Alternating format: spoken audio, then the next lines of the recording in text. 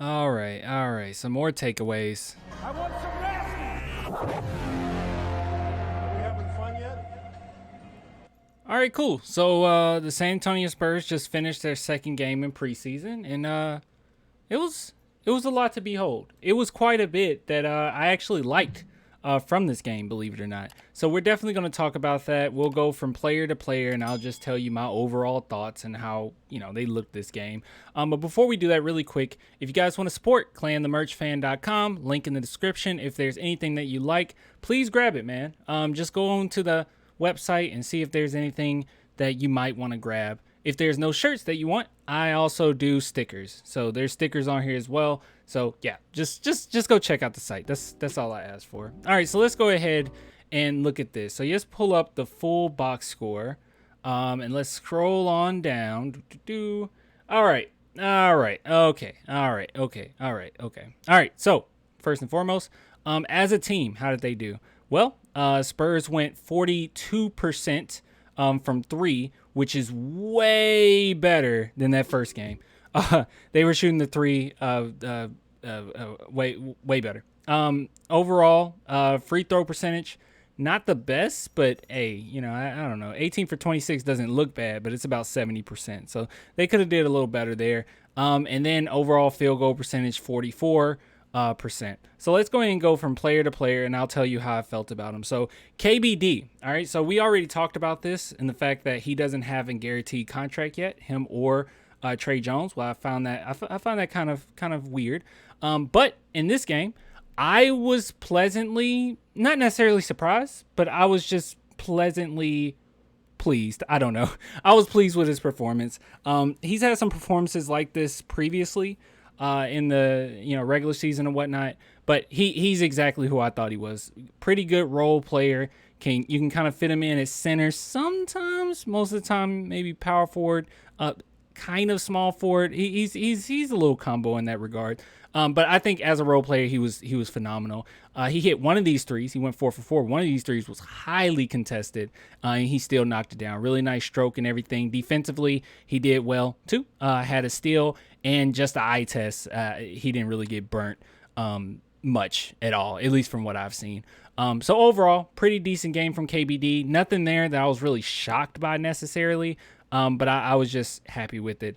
Jakob Poeltl, he went 0 for 4, but I could have sworn he went 0 for like 523. It was a pretty ugly game for him offensively. Even rebounding, I felt like it wasn't as good. But then again, I mean, we had him in for 19 minutes or whatnot. He was the main center.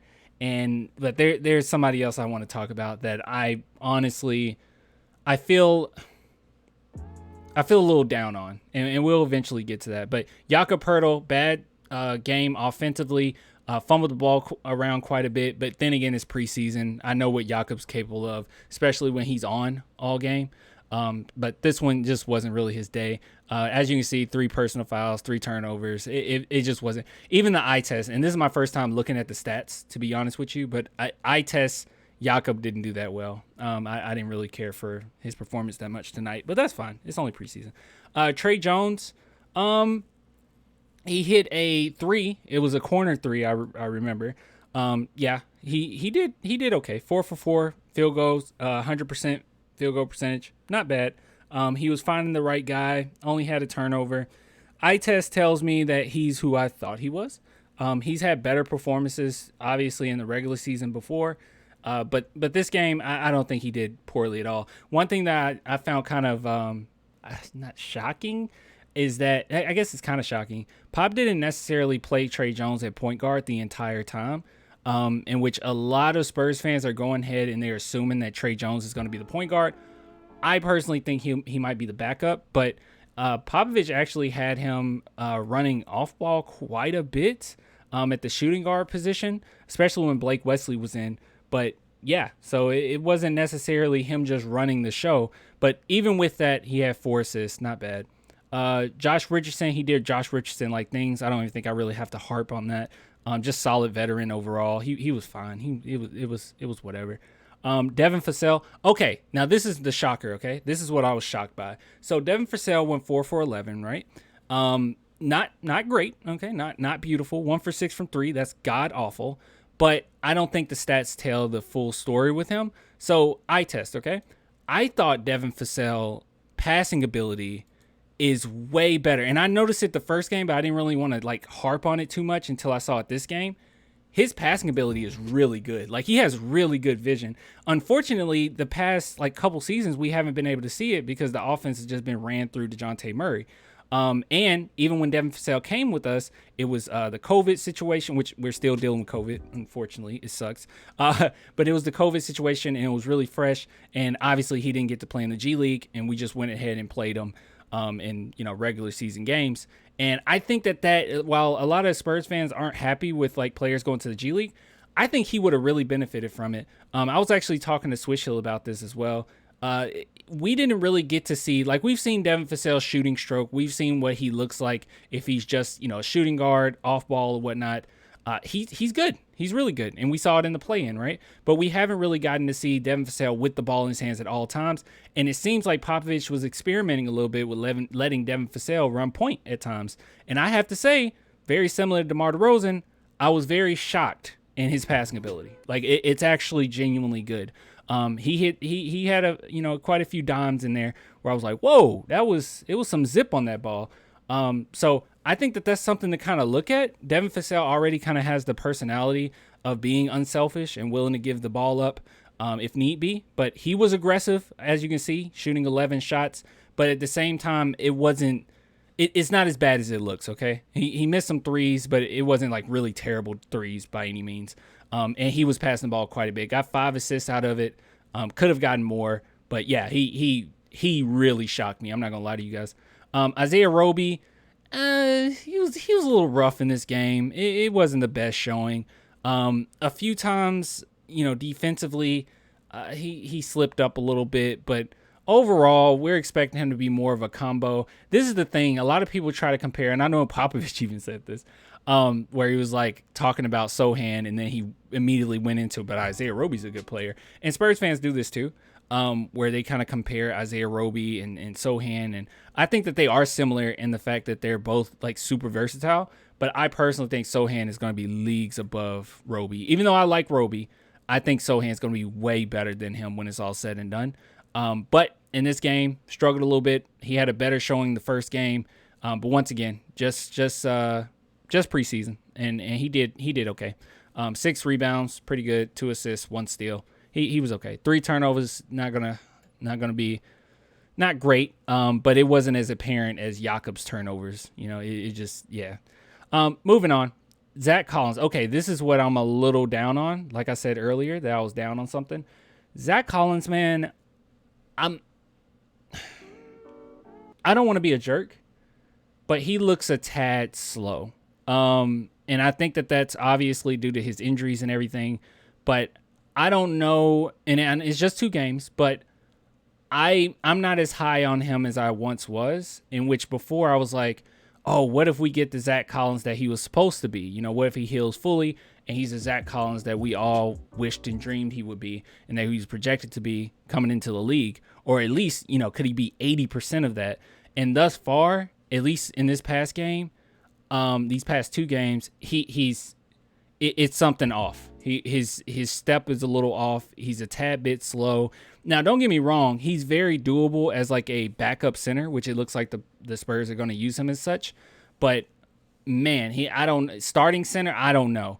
And if the Spurs do trade Jakob, we already expecting a tank, right? Expect a huge tank because Zach Collins is not going to be able to hold that load. I'm just being completely honest. Now, overall, this game, he did not do bad. He didn't do terrible, especially, everything in context. It's just that my personal expectations was a little bit higher, and that's on me. But overall, Zach Collins didn't do terrible. He went 2 for 6 field goal percentage, but free throw is where he made most of his points. And you can see he went 5 for 7 from there. 5 rebounds, 1 assist. He got a block. And he also got posterized by Ben Carroll, but we're not going to talk about that. Johnson, not enough there. He didn't play much, but he had a really bad foul, and this isn't the first time. The first game that we played in preseason, he also had like some really ugly plays defensively. So I don't know. Maybe it's just the preseason jitters or something. I don't know, but it's a little, I don't know. We'll have to wait and see. He didn't play enough for me to even judge it. Jeremy Sohan, okay, 1 for 6, and I promise you, you felt every single every single miss. That is free throws, 2 for 4. Yeah, you felt every single miss. If he can develop a jump shot, an open jump shot, and he hits it, and he's somewhat of a threat, he can be so nasty. What I really want the Spurs to do is to find him when he cuts, because this is the thing. Sohan, and I was paying attention to this all game, Sohan off ball, such an high IQ. Like, he is continuously active. He's always searching for the next play. When you pass him the ball, he's patient. He knows where he wants to go with it. Like, he is very mature offensively. Defensively as well, it's the exact same thing. Sometimes he bites on pump fakes. He gets a little too overzealous, a little too energetic. But overall, I think that he played really good this game. Similar to Devin Vassell, I don't think that the stats really tell the full story. Sohan was involved in every single play, and defensively, he was definitely there. Unfortunately, I think that his stats would have looked a little bit better if the San Antonio Spurs actually found him more. There were many cases in which he cut and he was wide open, or the ball got to him a little too late. There was one ball in which Blake Wesley got it to him like maybe a second too late. Sohan should have passed it out, but he ended up getting blocked. And that was really ugly, but it was basically the theme of the entire game. They were not finding him. Now, Isaiah Roby, there was a play even with Isaiah Roby where he was underneath the basket and he had like 2 guys on him. Sohan wide open for the layup to his right, and instead of just dumping it off to Sohan, he tried to force it. So it was a lot of that this game. Initially, it wasn't like that, but it seemed as if when we had the lineup, Isaiah Roby, I think Zach Collins, McDermott, Trey Jones, it was really, it felt like we were just ignoring Sohan all of a sudden. Doug McDermott had a really good game, eye test wise. He was really aggressive. There were some plays where I was actually shocked in which he had like a Giannis type play. He was underneath the basket, about 3 guys swiping at the ball, and he finished at the rim. He didn't dunk, but he finished at the rim. And it was quite a few of those. So we saw Doug McDermott. Basically this game, we saw the Doug McDermott that we were expecting to get when we first grabbed him. So I don't know if we keep him. I don't necessarily think it's necessary, but then again, we don't really have any small forwards. We literally only have Keldon Johnson, so I have no idea. Gorgie, he played great. He was a veteran. He had 3 rebounds. One of those rebounds was really impressive where he just went over the guy. Like, he was behind him and he still got the rebound. Assist, steal, block. Yeah, Gorgie Jang was fine. He did good. He did his thing. Romeo Langford, once again, one of those games where I sometimes I can't even tell that he's on the court. And I don't know if it's him. I don't know if it's just me not paying attention. I don't know.